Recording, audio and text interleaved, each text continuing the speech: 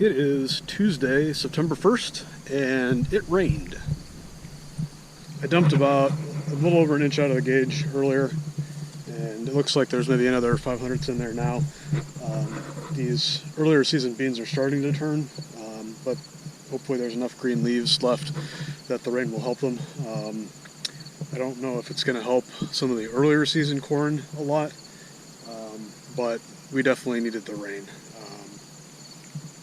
I think it'll probably pay dividends, especially on the longer season corn and the fuller season beans. Even these, I think it'll help quite a bit. So, good news. You can tell that these short season ones are starting to drop some leaves and turn yellow. There's a lot less lower leaves than there were last week. Before I came down to the farm today, I picked up a few different kinds of cover crop seed to try broadcasting in standing soybeans. Probably would have been better to do that yesterday, but this rain was not really expected. I think we just had like a 30 or 40% chance yesterday, and even the last I checked, I mean, it's kind of misting right now, not really too significant, but has been kind of drizzling off and on here the last couple of hours, and as far as I've seen, none of that really was showing up on the radar at all. But like I said, we were getting real dry, so this is definitely some welcome moisture to help finish off the crop here.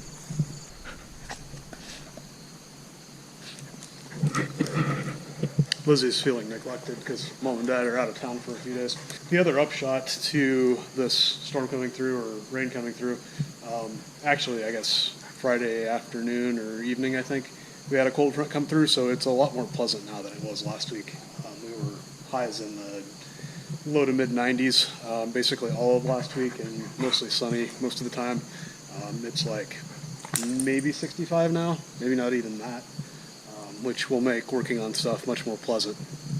I think the agenda for the immediate term is to get those pins cut out of this brace piece off of the grain platform and figure out how much wear there is in the pins versus the bushings, and figure out if I'm going to get pins from John Deere to put back in there, or if I'm going to sort of roll my own on that.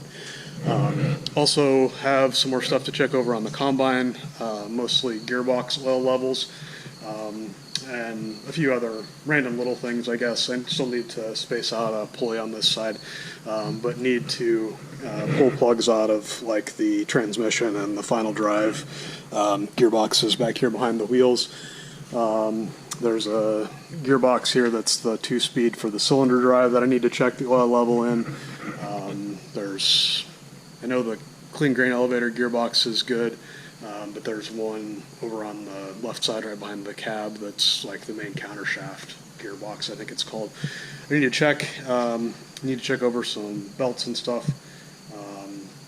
Still need to order a few parts from some aftermarket suppliers to get that stuff here, so I'll have a few things to do later, but kind of trying to get as much of this stuff ready to go as possible. The corn head I don't think will need very much work, so I'm hoping that if I can get this brace piece shored up, we'll not have too much else to do on the grain platform, and won't need to do too much on the corn head either.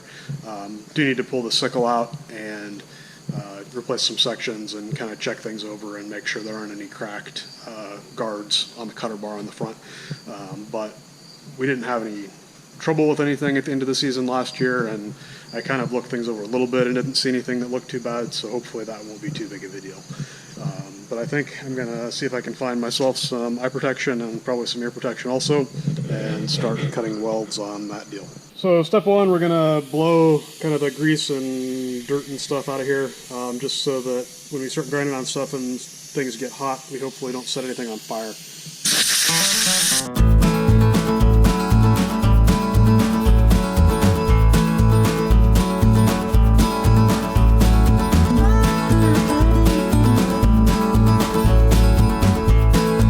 We got halfway through nice and easy. Probably going to try to kind of cut what I can on the other 3 spots, and then either put a new blade on and see if I can get farther back. Worst case, I can cut these bracings off. But I'm hoping that I can find another way to do it, either with a die grinder or something to get the rest of it cut.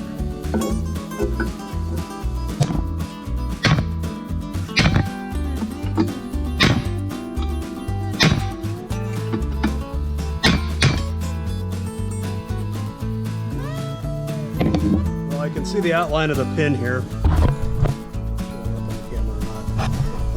So I think what we can conclude is that my repair welds are not necessarily better, but a lot bigger than the factory ones.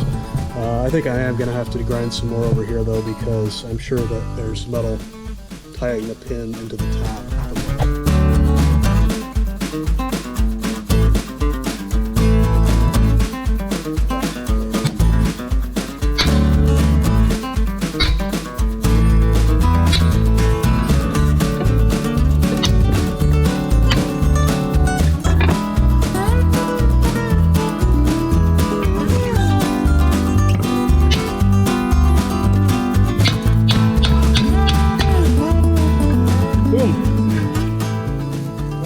Most of the way out. I'm gonna get the pins the rest of the way. They should be pretty easy at this point, I think. But I want to get the camera out of here so that I don't launch it onto the floor if things move on me. Is that good water? Extra iron content, some bugs. So I started taking a video earlier and my battery died. And while the battery was dead, a hummingbird flew around me in the shop, which is strange. I was standing by the door, but anyway, didn't get a battery before it flew off. So it looks like there is some wear on the pins. The groove here is for the grease to come around, so there's a hole drilled in from this end where that Zerk screwed in, and then it's drilled into the other bore to allow the grease when you pump in here to come out in the middle of the pin and then spread around the full circumference. These should be 5/8 pins. Normally with stuff like this you'll have the pin will be a nominal size and then the bushing will be a little bit oversized to make it fit. So we should be 625 and we're pretty consistently maybe 615 to 620. There were some spots that we were down to 610 like there.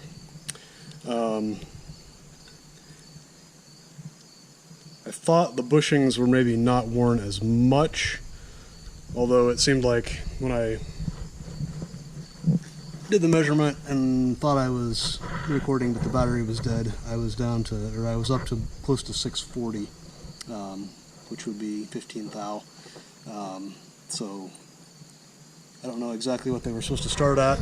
I'm probably going to clean that up and see if I can find a 5/8 bolt and stick the shank through and kind of see how much it wiggles, and then decide if we're going to get the same pins from John Deere to weld back in with these bushings, if I'm going to try to replace these bushings and put John Deere pins back in, or if I'm going to try to do something different with a larger pin. Still not sure at this point. Got stuff cleaned up. There's definitely some grooving down inside. Definitely some grooving. The bushing on this end looks pretty good color-wise. One thing I noticed on the pin that came out of this one was that there was some kind of reddish discoloration, but it didn't look like rust. And I see that in this bushing also, which I wonder if is related to like that it was chrome plated, because a lot of times when you plate stuff with chrome, there's a intermediate copper layer. So you like take steel and put a copper layer on it and then put the chromium stuff on top of that, which is actually a nickel alloy, I believe, and there might be more than one step involved.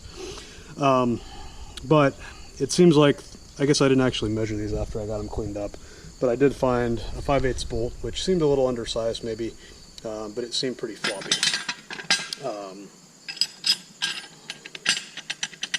So that seems like not really an improvement from what we had before. Perhaps the real John Deere pins would be a little tighter than that, but don't know if I'm loving the idea of just putting back in the pins like came out. It's definitely, the bolt is definitely tighter than those. I think that would have been this one.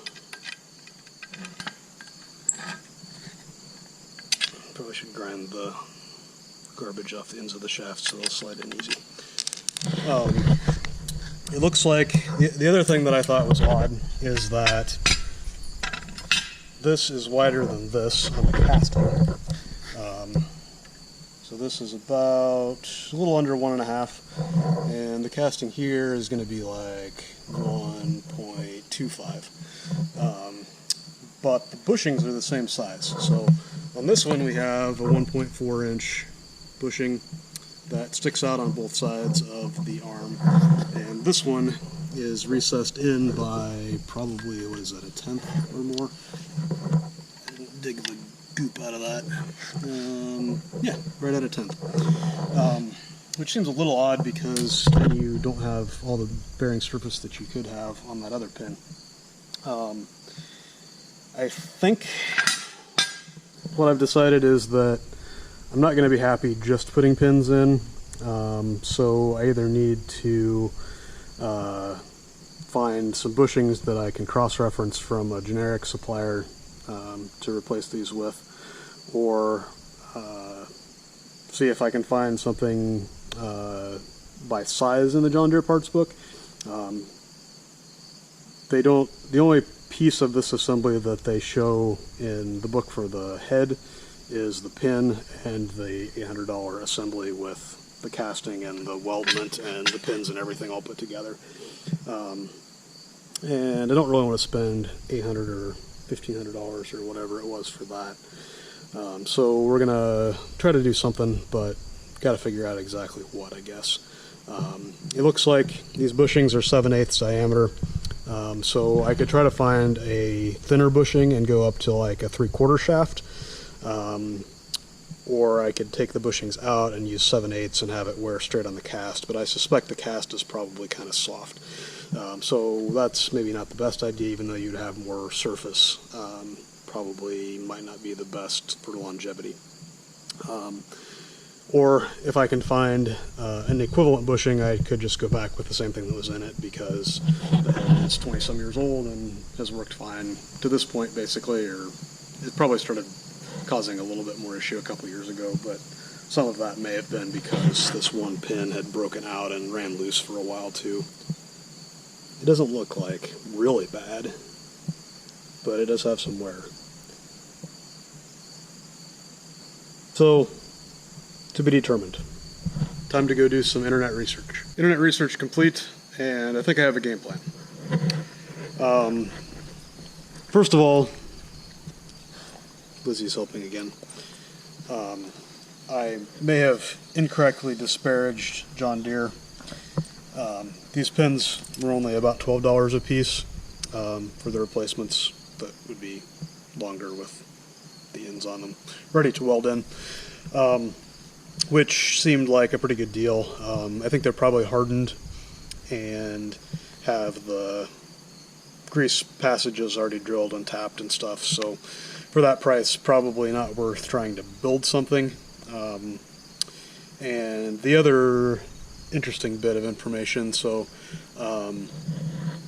our sort of go-to or first stop to look for random hardware pieces is normally McMaster Car. They're kind of an industrial supply company, has a really good website with good technical info, and they ship their stuff fast and cheap. So I was looking at bushings and basically looking at hardened drill bushings. So this would be more really to use in a jig for drilling something in a manufacturing setting. If you were gonna, you'd have a template and then you would drill through this into whatever you were drilling so that your holes were always in the right spot if you were doing something too big to put on a CNC or whatever. So this was actually one that I got probably 3 or 4 years ago and used to rebuild some stuff on the closing disc pivot point on the soybean planter. But it's actually the right diameter is what I need here. The only problem is it's too short. So this is like 1.25 inches. I need an inch, 1.4. However, it seemed like the McMaster bushings were sized by the eighth, which means I either have 1 3/8, which would be 1.375, and would be a little bit too short, or I can go 1.5, which I think 1.5 will fit perfect in this side, but I may need to grind it off a little bit to get it between the tabs for the other one. But it looks like this would be pretty much the cat's meow. And these are not inexpensive. They're $12 to $20 a piece depending on how long you get. But even with shipping, I'm in what, 25 or so for those pins and maybe 30 here. So 50, 60 bucks with shipping maybe is a lot less than 800. And I think if I can get that shored up, everything else is fine. And if I have a few hours involved in the project, that's still well worth the money because we're not playing with big farmer dollars around here. But one thing I did want to kind of check out, I'm sure that this is very hard, probably difficult to machine, but most likely can be, for what we're doing, it doesn't need to be super precise necessarily. We can probably just use a grinding wheel on it one way or another to take off 1/10 of an inch or whatever we need. But I do want to try to figure out how hard the ones that are in here now are. So I'm going to try to take a file and see if it cuts hard or easy. Because I am a little bit creeped out by the way that it seems to be losing its coating on the back side of that one bushing. Normally, I think it makes the most sense to have one part hard and one part soft so that you wear one piece out and not both. And it would seem a little illogical to have the soft part be the part that you don't sell parts for unless you are wanting to sell $800 or $1,600 assemblies. So I'm going to see how hard this is, and maybe just kind of touch this with the file also as a point of comparison, but I'm guessing that this is similar hardness to the file and isn't really going to do much if I try to run a file on the outside of it. So we have a basic run-of-the-mill Nicholson USA triangular file, and we're going to see how hard or easy this stuff files. It's pretty hard. It's making a mark, but it's not cutting in. You can feel it. I'm not putting a ton of pressure on it, but I am putting some, and it ain't doing much. Okay, let's see what this one does.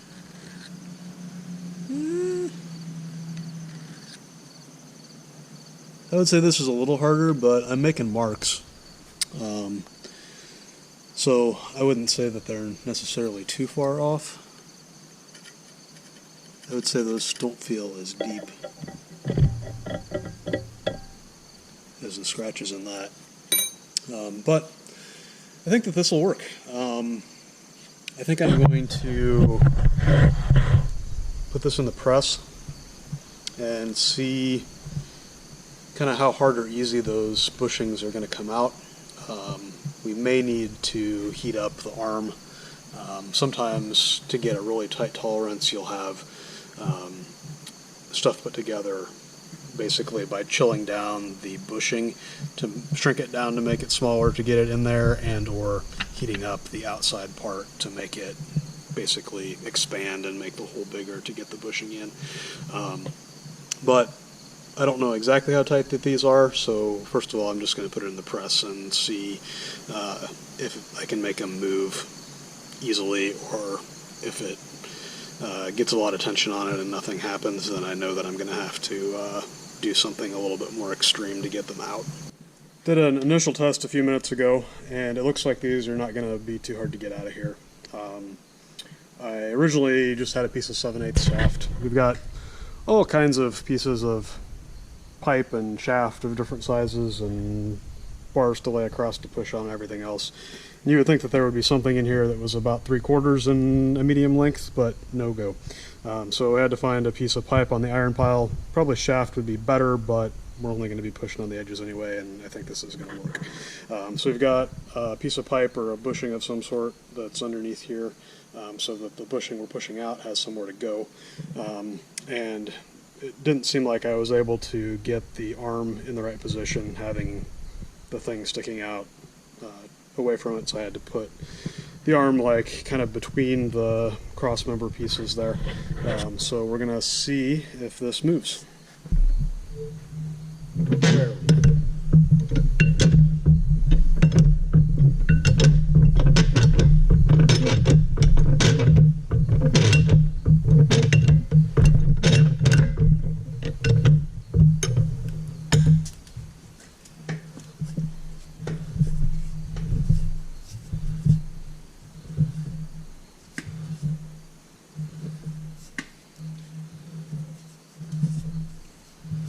So this pipe looked like it was maybe a 1/16 under 7/8.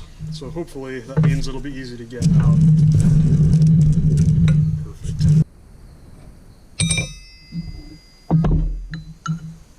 And there's our bushing. Well, let's do the other one. Giving the old hold it with the foot while you get it started.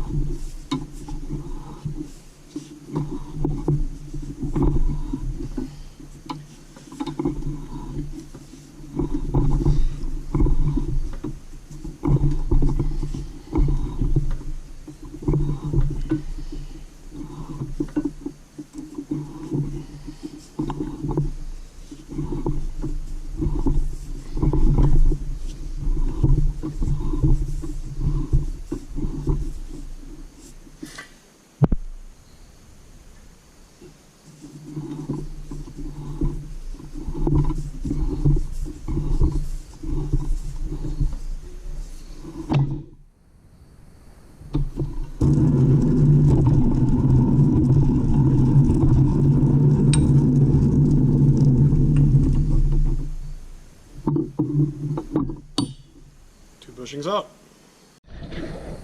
Did a little bit more cleanup with the grinder and also the die grinder with the carbide on it. So I got most of the old weld pretty well off on all the tabs where the new pins will need to be welded in.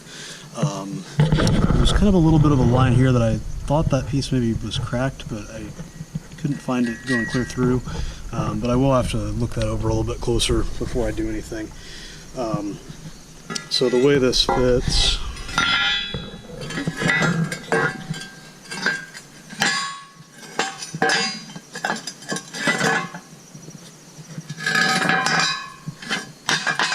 it's kind of like so. I think what I'm going to do is get 1.5 inch bushings for both of these, and then they'll both have to be ground down a little bit, I think. My main concern with this part is I think maybe you want the bushing to be a little bit narrower than the arm, so that if it has space to move back and forth, it's sitting on the arm and not the bushing, so that everything's moving together rather than trying to move the bushing inside the arm. It looks like this is a little less than 1.5, but I think it's close enough that I'm only going to have to take off maybe a 1/16 or so. And what I'll do probably is just put this one in first and then figure out what the distance is from the inside of this tab to the inside of this tab. Basically try to get that dead on, and then hopefully everything will slide in okay. Everything where this pivots has plenty of weight and mass that I don't think it's going to have too much trouble moving, as long as it's not like super tight. So hopefully we'll be able to make stuff work. I think I'm going to pick this stuff up and check a few gearboxes, and then that'll probably be it for